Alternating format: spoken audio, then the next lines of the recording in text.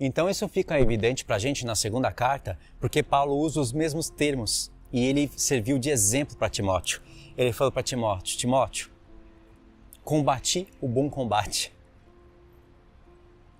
guardei a fé, terminei a minha carreira.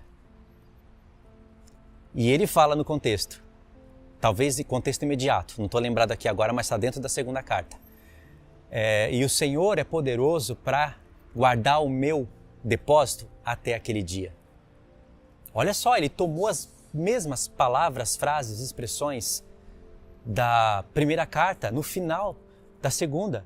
Acontece que tem uma linha profética sendo estabelecida aí. E Paulo quer que o Timóteo entenda isso. Se Paulo falou para Timóteo na primeira carta: Timóteo, combate um bom combate e guarda o bom depósito pelo Espírito de Deus. Ou seja, manifesta tudo isso que eu estou falando para você. E na segunda carta, Paulo, sentenciado à morte, porque ele falou que estava prestes a ser entregue como libação sobre o sacrifício. É aquele vinho derramado sobre o sacrifício. E nós sabemos que tem contexto aí muito significativo, porém ele se encontra mais na história. Paulo morreu, é fato. E Paulo está falando: tá vendo, Timóteo? Eu falei para você combater um bom combate, né? Eu combati o meu. Vai morrer. Eu guardei a fé. O mistério da piedade é a fé. Completei minha carreira. E o Senhor vai guardar o meu depósito até aquele dia. Porque Paulo guardou o depósito do Senhor. E o que é guardar? É manifestar ele para salvar as nações. Formar a igreja e salvar nações. E vice-versa também. Salvar nações e formar a igreja. Então o Senhor vai guardar o meu depósito. Ficou de exemplo para Timóteo. Compreendeu? Agora, o pai depositou tudo no filho. No batismo do filho, você tem ali ele recebendo a plenitude do Espírito Santo. Como estava profetizado em Isaías 11, que sobre a raiz de Jessé habitaria o Espírito do Senhor. Aí tem aqueles 7 espíritos. E o filho depositou tudo isso na igreja. É um depósito, irmãos, bom depósito. E Paulo está falando disso. E a gente sabe que o assunto da menorá está envolvido aí. A gente sabe que em Zacarias 4, você vai ter ali 2 oliveiras, você vai ter, que são 2 testemunhas. Esses são os meus 2 ungidos que foram enviados por toda a terra. Essas 2 oliveiras vertem azeite de ouro na 7 menorá. E lá em Apocalipse esse assunto está continuando e o Senhor está continuando o assunto e está fechando ele ali, está concluindo. Você vai ter isso tanto no Apocalipse 1 com as 7 igrejas como no Apocalipse 11 com 2 castiçais, são as 2 testemunhas vertendo azeite de ouro. É o bom depósito. Isso vai parar lá nas testemunhas do Senhor, irmãos, e elas vão salvar nações por causa desse bom depósito. O que o Senhor depositou na gente, nós estamos depositando nos irmãos. Esse depósito vai cair nas 2 testemunhas, ela vai depositar isso na igreja e nas nações. Entendeu? Então, o que você faz hoje, num trabalho do Senhor, através de um bom combate, porque não tem como fazer se não tiver um bom combate, isso vai ser, se você está guardando esse depósito que o Senhor te deu, e está desenvolvendo isso através de um bom combate, o Senhor também vai guardar o seu, para você não perder nada. Por isso que eu falo, você quer lutar para defender a igreja, uma igrejinha local, que tem ali alguma coisa sendo falada do Senhor Jesus, mas não conhece nada desses mistérios, cada uma defendendo a sua. Isso enquanto você está nessa, você defende essa, depois você vai para outra, agora aquela não presta mais e a outra que presta. Você quer ter esse bom combate? Aspas. Você quer que o Senhor guarde esse testemunho?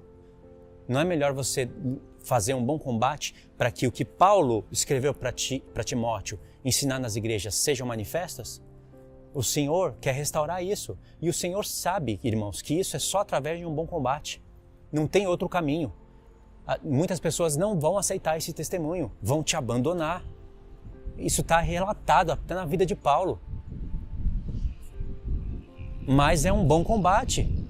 É você guardando o depósito do Senhor. E por consequência, Ele vai guardar o teu. Eu tenho certeza que o Senhor vai guardar o meu depósito. Isso que eu estou fazendo aqui é um início. A obra que o Senhor vai fazer é maior. Está alcançando pessoas. O Senhor está depositando essas coisas em mim. E pode ver, são coisas grandes. E eu estou depositando nos irmãos. Assim o Senhor vai levantar um time do mistério da piedade. Então é melhor lutar pelas coisas do Senhor. E não aceitar, não se conformar. Nós não podemos nos conformar com esse mundo, mas renovar ele. Infelizmente as igrejas, elas estão conformadas, cada uma com a sua doutrina. Muitas pessoas não querem que as coisas mudem, porque você vai arrumar para sua cabeça conflito. Ou seja, se você não falar contra o calvinismo, se você não falar contra o adventismo, se você não falar contra nenhuma religião e pregar só o que você acha certo, você está se enganando, achando que está travando um bom combate, mas não está. Você acha que Paulo e Timóteo nos dias de hoje não iriam denunciar essas religiões? É lógico que eles iriam. Eles não iriam ficar, irmãos, vamos ensinar só o que é certo, só o que eu acredito aqui. O Espírito Santo é o que convence. Aí mistura um monte de coisa, um monte de caca, só para não arrumar para a cabeça. Não querem travar um bom combate.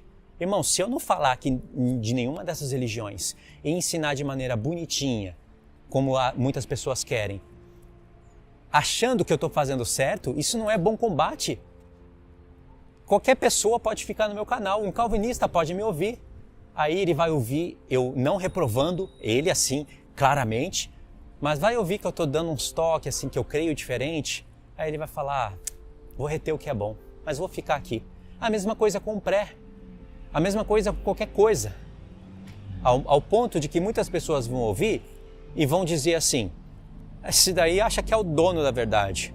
Só ele está certo e todo mundo está errado. Não estão entendendo o que eu estou falando.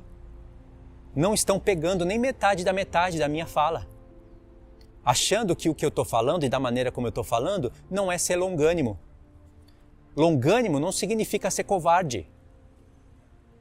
A mesma palavra que Paulo disse, Timóteo, repreenda com toda a longanimidade, porque haverá tempos em que não ouvirão a sã doutrina, por coceiras no ouvidos, eles vão se desviar, vão procurar os mestres deles para ouvir o que eles querem e vão se entregar a fábulas. No mesmo contexto de instrução que Paulo fala, seja longânimo, exorta com toda a doutrina, Paulo fala, bom combate. Entendeu, irmãos? Eu não estou aqui falando palavrão, amaldiçoando,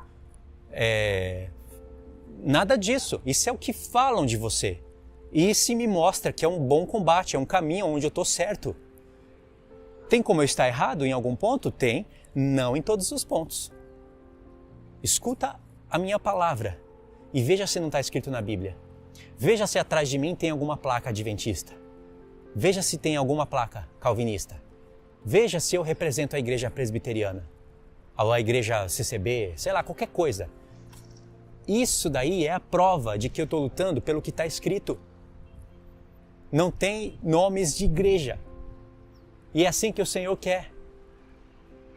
É muito difícil isso acontecer, Luiz. Tá bom, a sua fé é essa, a minha não é. A minha fé é que as coisas irão ser restauradas. E tudo começa por algum lugar. Tem que ter um bom combate. Entendeu o que eu estou querendo passar para vocês? É isso que significa o bom depósito. Bom depósito, bom combate. Está tudo relacionado. Imagine uma linha onde você vê esses 3 pontos. Mistério da piedade, bom depósito, bom combate.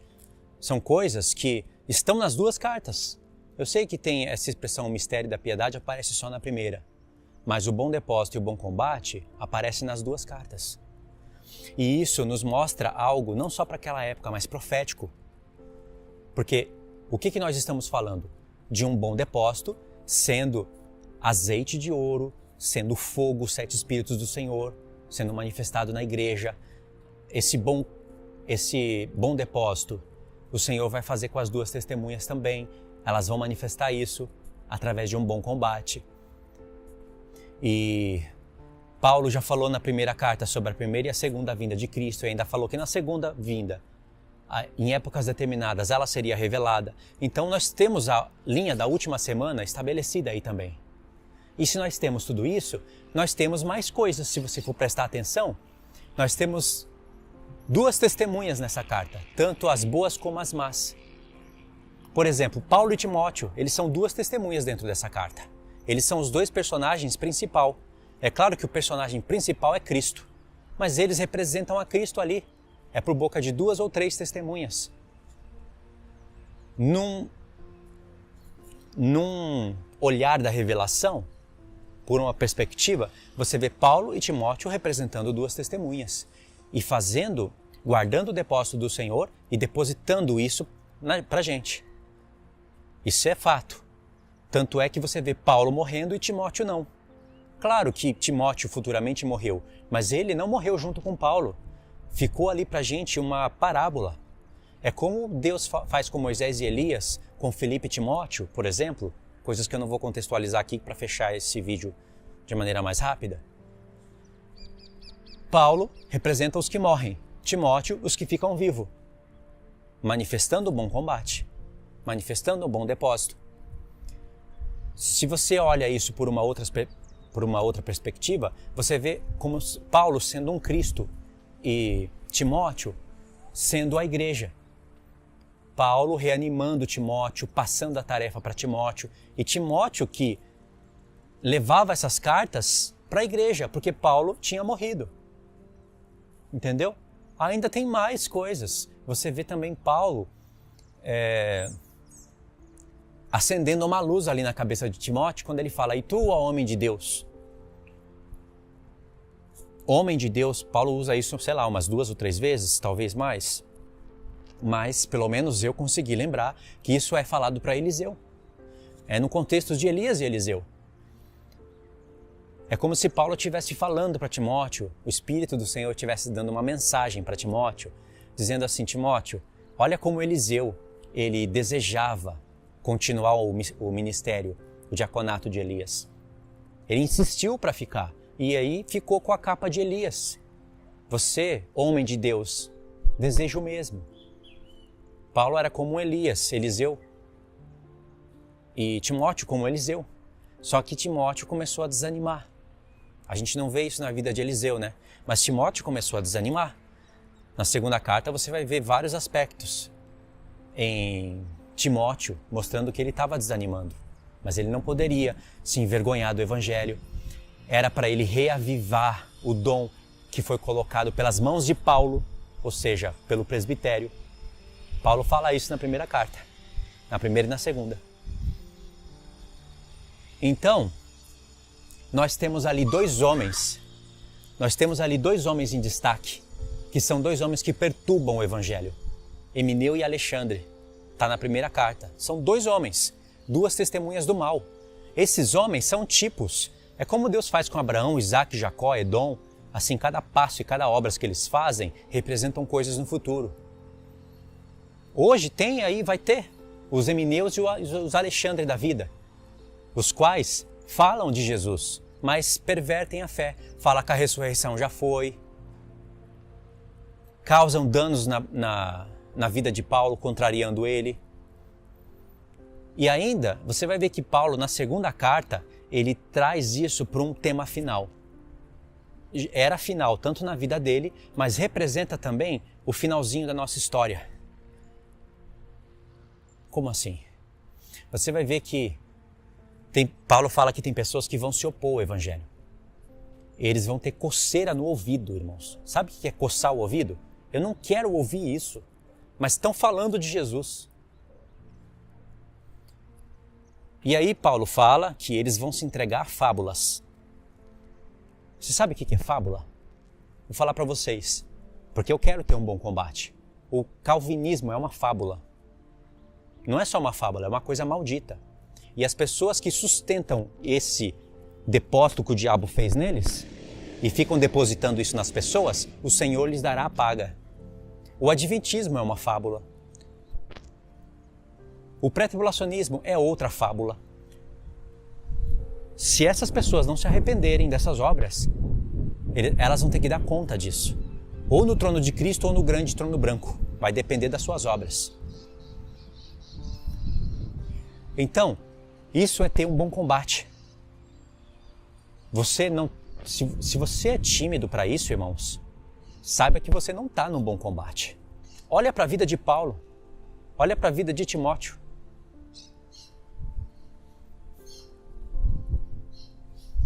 Entendeu o que eu vejo na Bíblia, o que é um bom combate? Eu não estou falando de uma pessoa de contenda, uma pessoa que fica buscando confusão. Não. Se eu estivesse defendendo alguma religião, você até poderia desconfiar disso. Ah, ele está falando tudo isso, mas você sabe que ele é da igreja tal, né? Não, não sou da igreja nenhuma por isso mesmo. Por que você acha que o Senhor, na minha vida, designou isso? Que eu não fosse de igreja nenhuma? Para pelo menos você dar um voto de confiança no que eu estou falando. Não represento igreja nenhuma. Mas também, eu não estou excomungando todas as igrejas. O Senhor Jesus amou as igrejas lá no Apocalipse. Ele repreendeu até aquela que ele falou que estava morta. Você tem nome de que vive, mas está morta. Se arrepender, glória. Se não se arrepender, eu vomito pela boca. Tá vendo? Ele não amava? O Senhor Jesus não tinha longanimidade? Tinha, irmãos. Paulo tinha, era longânimo. Quando ele fala que Alexandre o Latroeiro causou muito mal para ele, será que faltou algum fruto do Espírito quando ele falou que o Senhor lhe dê a paga? Você sabe o que quer dizer essas palavras, né? Eu estou morrendo, ele me causou mal. Mas olha, eu oro pela vida desse homem, que um dia ele se arrependa. Não, Paulo não falou isso, ele sabia para quem ele estava falando. Que o Senhor lhe dê a paga. Para os Gálatas, Paulo disse, eu quero que eles se mutilem uns aos outros. Ué, não tinha longanimidade? E tem mais pontos que vocês vão ver que Paulo sabe o que é longanimidade, o que é bom combate. Você vai ter que discernir isso.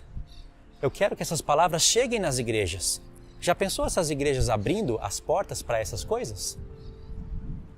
Seria um lugar até que agradável para frequentar. A restauração não acontece de uma hora para outra, mas muitas não vão te ouvir.